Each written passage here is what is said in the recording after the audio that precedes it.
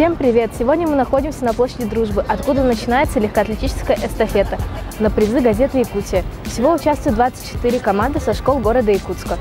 Сегодня в преддверии великого праздника 9 мая стартовала легкоатлетическая эстафета на призы газеты «Якутия». И наша команда школы номер 31, конечно же, выставилась. Я хочу пожелать нашей команде упорства, силы, выносливости. И 31-е всегда первое. Вдруг среди школ стала дружная команда школы номер 31. Поздравляю!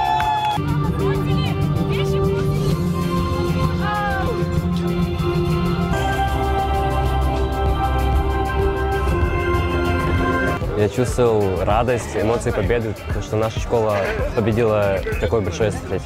Самое сложное это было стоять и ждать своих товарищей.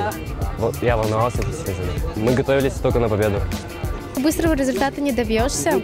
Хорошо кушать, высыпаться. Это очень важно.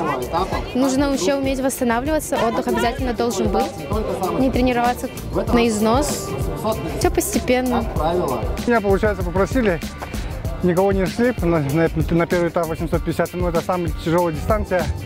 Ну, мне предложили, я не отказался, вот попробовал себя. Ну, как сказать, первый раз, конечно, в таком дистанции участвую. О, конечно, тяжело было. Сейчас, конечно, я не последний, ну, где-то в середине прибежал. Ну, и думаю, для меня это достижение, конечно. Да, конечно, да, это как сказать. Думаю, да, в будущем еще будем тренироваться и будем участвовать. На этой эстафете, если честно говоря, готовимся постоянно. Постоянный отбор детей, участвуют самые лучшие из лучших.